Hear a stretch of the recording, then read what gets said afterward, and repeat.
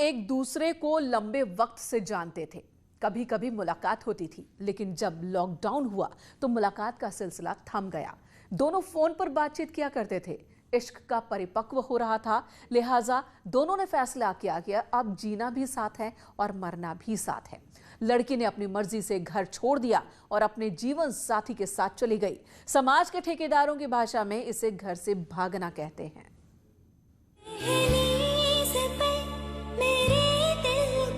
जो रखे है तूने कदम, और मैंने शादी की है और मुझे मार डालना चाहते हैं।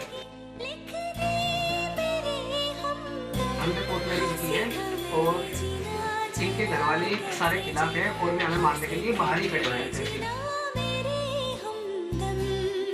और मेरी जिंदगी है और मेरे पूरे खानदान के जो लोग हैं सारे खिलाफ हैं। शादी हमारी रजिस्ट्रेशन पहले भी हो चुका और यानी कि वैदिक संस्था से, और आज हमारे यहाँ पर कोर्ट मैरिज भी हो चुकी है। इतना हंगामा है क्यों बर्पा? इश्क ही तो किया है, डाका या चोरी नहीं की है। मन मुताबिक जीवन साथी चुन लिया तो क्या बच्चों की जान ले लेंगे? क्या विधि और संविधान से ऊपर है समाज का विधान? इश्क का दुश्मन जमाना फिल्मों में बहुत सुन और देख लिया होगा, अब हकीकत में देखिए। तस्वीरें शामली की है। एक लड़का, एक लड़की और उसके पीछे रिश्तेदारों का गैंग। बीच सड़क पर मारपीट और छीना झपटी की ये कहानी इश्क और जमाने के टकराव की है, जहां एक तरफ साथ साथ जिंदगी जीने की इच्छाएं हैं और दूसरी तरफ दोनों को अलग करने वाले जमाने की दीवार। लड़की बालिग है, लड़का बालिग है, दोनों ने शादी कर ली है, लेकिन घर वाले दोनों के खिलाफ हैं। घर वाले मेरे खिलाफ हैं और मैंने शादी की है, कोर्ट मैरिज की है और मुझे मार डालना चाहते हैं। कौन लोग हैं वो जो आपको मारना चाहते हैं? मेरी घर की है और मेरी जिंदगी है और मेरे पूरे खानदान के जो लोग हैं सारे खिलाफ हैं। आज जब ये प्रेमी युगल डीएम से मिलने के लिए पहुंचा तो पीछे पीछे घर वाले भी पहुंच गए। ये बात जब प्रेमी जोड़े को मालूम पड़ी कि लड़की के घर वाले उसे मारने के लिए खोज रहे हैं तो वो डर गए। दोनों काफी देर तक जिलाधिकारी के इंतजार में बैठे रहे ताकि घर वाले चले जाएं, लेकिन काफी देर बाद जब दोनों दफ्तर से बाहर निकले तो रिश्तेदारों का गैंग बाहर ही खड़ा था। लड़की के घर वाले दोनों पर टूट पड़े। कोई हाथ से मार रहा था, कोई उनका हाथ खींच रहा था, कोई उसके बाल खींच रहा था। कैसे भी करके दोनों का रिश्ता टूट जाए, बस रिश्तेदारों की यही मंशा थी। कुछ देर तक बीच सड़क पर ऐसे ही हंगामा चलता रहा। लड़के ने लाख कोशिश की कि लड़की का हाथ न छोड़े, लेकिन रिश्तेदारों के गैंग में इतनी महिलाएं और पुरुष थे कि दोनों का हाथ छूट गया। शादी हमारी रजिस्ट्रेशन पहले भी हो चुका और यानी कि वैदिक संस्था से, और आज हमारे यहाँ पर कोर्ट मैरिज भी हो चुकी है। तो कौन लोग हैं वो जो आपको मारना चाहते हैं? इनके वे लड़की के घर वाले हैं। तो आप लोग क्या चाहते हैं? हम लोग प्रोटेक्शन चाहते हैं। लड़की के घर वालों ने सरेराह प्रेमी जोड़े को पीटा, दोनों को एक दूसरे से अलग करने की कोशिश की। दोनों साथ जिंदगी जीने पर अड़े रहे। प्रेमी जोड़े की माने तो दोनों ने 3 महीने पहले ही शादी की थी और अब उन्होंने शादी का रजिस्ट्रेशन भी करवा लिया है, लेकिन लड़की के घर वाले जान से मारने की धमकी दे रहे हैं। प्रेमी जोड़े ने डीएम और एसपी से सुरक्षा की गुहार लगाई है ताकि आज जो बीच सड़क पर पति पत्नी के साथ हुआ वो आगे ना हो। शामली से शहनवाज राणा की रिपोर्ट, न्यूज़ 18। उधर ग्रेटर नोएडा में बुजुर्ग दंपत्ति की हत्या से सनसनी मच गई। पुलिस के मुताबिक मर्डर को किसी जानने वाले ने ही अंजाम दिया है। दंपत्ति की हत्या, ग्रेटर नोएडा में हत्या से सनसनी। बेरहमी से हुई दंपत्ति की हत्या। ग्रेटर नोएडा के थाना बिशरख के एक हाई प्रोफाइल सोसाइटी में दंपति की हत्या हो गई। जिनकी हत्या हुई उनका नाम विनय गुप्ता और नेहा गुप्ता है। दीप जलाने वाले बड़ी लैंप से दोनों के सिर पर वार कर हत्या की गई। बताया जा रहा है कि सोसाइटी में इनकी ग्रोसरी की दुकान थी। मौके पर पहुंची पुलिस ने दोनों के शवों को कब्जे में लेकर जांच शुरू कर दी है। फिलहाल सोसाइटी में लगे सीसीटीवी को पुलिस खंगाल रही है। एक सोसाइटी के 9th फ्लोर पे इस फ्लैट में एक ये दंपति रहते थे और आज सुबह ये सूचना प्राप्त हुई कि दोनों लोग मृत अवस्था में फ्लैट के अंदर पाए गए। अभी तक की जो प्रारंभिक छानबीन है, हालांकि अभी टीम हमारी काम कर रही है, फील्ड यूनिट भी मौके पर है, डॉग स्क्वाड आ चुका है, हमारी जो थाने की टीम है और एसओजी टीम, सर्वेलेंस टीम, सब लोग मौके पर हैं और जांच जो है वो चल रही है। लेकिन प्रथम दृष्टया जो देखने से प्रतीत होता है वो ये कि कोई ना कोई ऐसा व्यक्ति है जो संभवतः जानने वाला है, क्योंकि जब सुबह इनके घर वाले यहाँ पर आए और उन्होंने देखा तो दरवाज़ा खुला हुआ था और जो घटनास्थल है उसको देखने से भी ऐसा प्रतीत होता है कि संभवतः कोई ना कोई ऐसा व्यक्ति रहा है जो जान पहचान वाला है जिसके लिए दरवाज़ा खोला गया हो, क्योंकि कोई भी फोर्स एंट्री के निशान वहाँ पर नहीं है। पुलिस का कहना है कि हर एंगल से जांच हो रही है, लेकिन जहां दंपति की हत्या हुई उस कमरे को देखने के बाद पुलिस को लगता है कि हत्या के पीछे किसी जान पहचान वाले का हाथ हो सकता है, क्योंकि घर में ज्यादा सामान बिखरे नहीं है। पर जो भी कोई व्यक्ति है या जो भी कोई अपराधी है वो नोन है, ये प्रथम दृष्टया। लूट की कहीं से सर एंगल निकल के आ रहा है? लूट का देखिए, जो घटनास्थल को देख के, घर को देख के प्रथम दृष्टया कोई लूट का एंगल इसमें मुझे नजर नहीं आता। मृतक का बैकग्राउंड क्या था? मृतक का बैकग्राउंड जैसे मैंने बताया, वो यहाँ पर एक ग्रॉसरी शॉप चलाते थे, एक स्टोर था उनका इसी सोसाइटी में, और वो और उनका बेटा दोनों वही ग्रॉसरी स्टोर पे ही अपना चलाते हैं। घटना के पीछे कौन है? क्या किसी प्रॉपर्टी के विवाद में हत्या हुई या फिर रंजिश में हत्या को अंजाम दिया गया? ऐसे कई सवाल हैं जिनसे पुलिस को जूझना होगा, लेकिन हत्या की असली वजह तो तभी साफ होगी जब पुलिस हत्यारों तक पहुंचेगी। न्यूज़ 18 के लिए नोएडा से अमित सिंह की रिपोर्ट। चोरी इनकी फितरत थी। ये सिर्फ मंदिरों में चोरी करते थे। इलाका कोई भी हो, मंदिर कैसा भी हो, ये बिना भेदभाव के सबको लूटते थे। मंदिर में चोरी करने वाला ये गैंग पश्चिमी यूपी में सक्रिय था। गाजियाबाद, मेरठ और हापुड़ में इन्होंने एक के बाद एक कई मंदिरों में चोरियां की। बुलंदशहर पुलिस की गिरफ्त में खड़े इन बदमाशों को गौर से देखिए। ये चोर हैं, इन पर चोरी के गंभीर आरोप हैं। ये वो चोर नहीं हैं जो लोगों के घरों में चोरी करते हैं। ये वो शातिर हैं जो सिर्फ मंदिरों को निशाना बनाते थे। घरों में चोरी करने में रिस्क ज्यादा है, कहीं पकड़े गए तो पब्लिक की पिटाई से हाथ पैर टूट सकता है। शायद यही वजह रही होगी कि इन चोरों ने अपने कार्य क्षेत्र को सिर्फ मंदिरों तक सीमित रखा।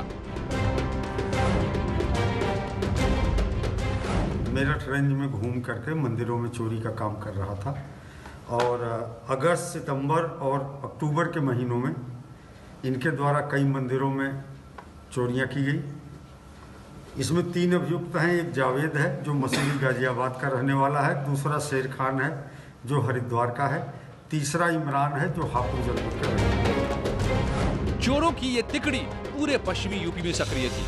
खासकर मेरठ जोन के जिले इनकी रेड लिस्ट में थे। इन आरोपियों में एक गाजियाबाद, दूसरा हापुड़ और तीसरा हरिद्वार का रहने वाला है। पुलिस की माने तो पिछले कुछ दिनों में अलग अलग जिलों में इनके खिलाफ कई मुकदमे दर्ज हुए हैं, इसमें मेरठ और बुलंदशहर भी शामिल है। आज इन बदमाशों को गुलबठी बाईपास से पुलिस ने गिरफ्तार कर लिया। जब इनकी क्राइम हिस्ट्री खंगाली गई तो इनके खिलाफ चोरी के कई मामले दर्ज थे। सितंबर महीने में सिकंदराबाद में एक जैन मंदिर में चोरी छत काट करके इन्होंने की थी और छत्र मुकुट आदि वहाँ से उठाकर ले गए थे। इसके बाद फिर प्रतापपुर जैन मंदिर है, वहाँ पे 18 अगस्त को इस टीम के द्वारा चोरी की घटना की गई थी।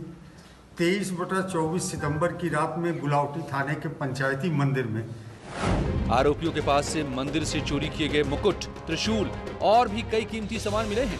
इनके पास से पुलिस ने मोटरसाइकिल और हथियार भी बरामद किए हैं। प्रशांत कुमार, न्यूज़ 18, बुलंदशहर। इधर मेरठ में पुलिस की गिरफ्त में ठगों का एक ऐसा गैंग आया है जो नौकरी का झांसा देकर लोगों से लाखों रुपए लेते थे। देखिए ये रिपोर्ट। मेरठ में ठगों का गैंग, नौकरी का झांसा देकर ठगी।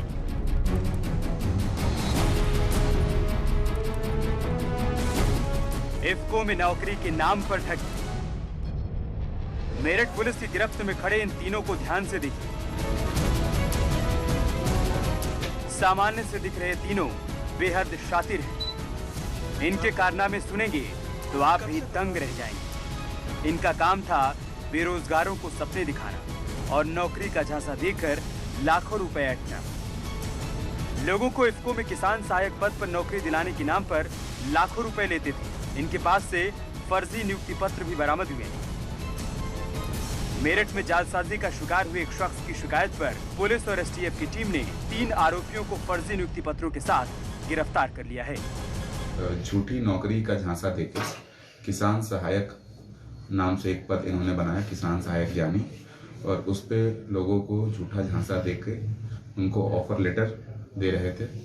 इसकी सूचना हमें मिली और उसमें थाना मेडिकल और साइबर सेल की पुलिस ने कार्रवाई करते हुए इनकी गिरफ्तारी की है। इनके पास से कुछ फर्जी ऑफर लेटर्स बरामद हुए हैं।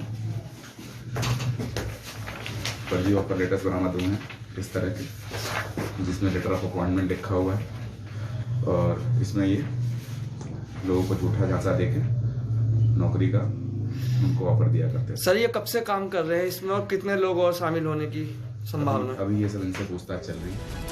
तीनों शातिर बुलंदशहर के रहने वाले हैं। मेडिकल थाना इलाके के रहने वाले विकास नाम के एक शख्स के आरोपों के बाद मामला दर्ज करते हुए पुलिस ने इनको गिरफ्तार किया। न्यूज 18 भी आपसे अपील करता है कि आप ऐसे ठगों से बच कर रहें। Bureau report, news 18। तो यही अपील है आपसे कि ऐसे ठगों से बचकर रहें। इधर गाजीपुर में एक सिरफिरे प्रेमी ने पहले प्रेमिका को गोली मारी, फिर खुद को भी गोली मारी। दोनों की हालत गंभीर है। गाजीपुर में सिरफिरे की करतूत, प्रेमिका को मारी गोली,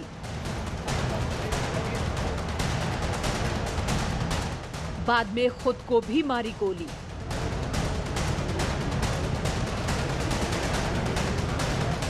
गाजीपुर में प्रेम प्रसंग में एक युवक ने शादीशुदा प्रेमिका को गोली मार दी। बाद में युवक ने खुद को भी गोली मारी।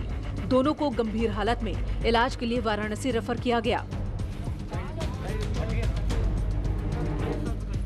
मामला करंडा थाना क्षेत्र के उधरनपुर गांव का है। बताया जा रहा है कि नितेश की पड़ोस में रहने वाली एक महिला के साथ प्रेम प्रसंग चल रहा था।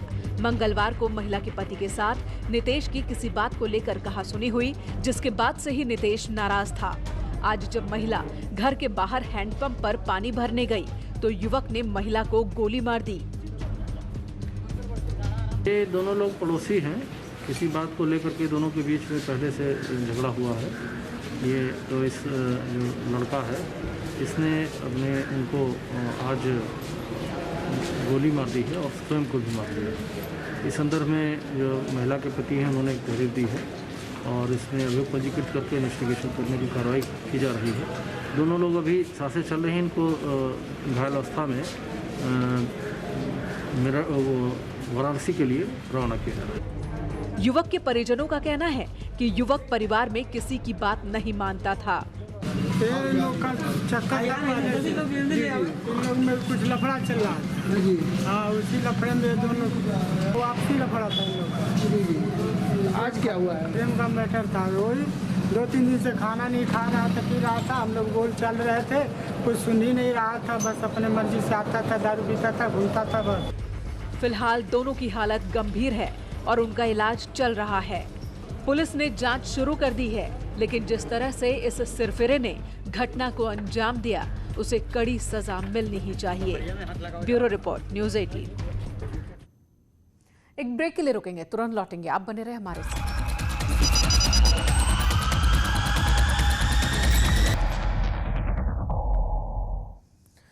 और अब जो खबर हम आपको देने वाले हैं ये दिल्ली एनसीआर के लोगों को सचेत करने वाली खबर है। दिल्ली एनसीआर में चेन स्नेचर्स का आतंक बढ़ गया है। गाजियाबाद और ग्रेटर नोएडा से आई चेन स्नेचिंग की तस्वीरें डराने वाली हैं।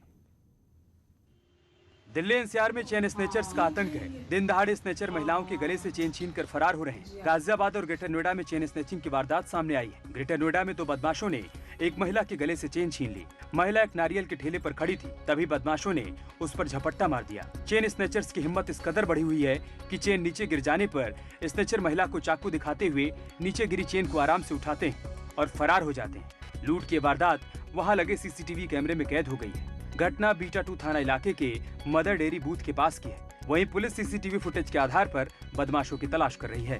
उधर गाजियाबाद के विजयनगर में भी दिन दहाड़े चेन स्नेचिंग की वारदात सामने आई। प्रताप बिहार की रहने वाली शिक्षिका के गले से एक बाइक सवार बदमाश चेन छीनकर फरार हो गया। शिक्षिका स्कूल से घर लौट रही थी, तभी सोसाइटी के गेट के पास एक बाइक सवार बदमाश उनके गले से चेन छीनकर फरार हो गया।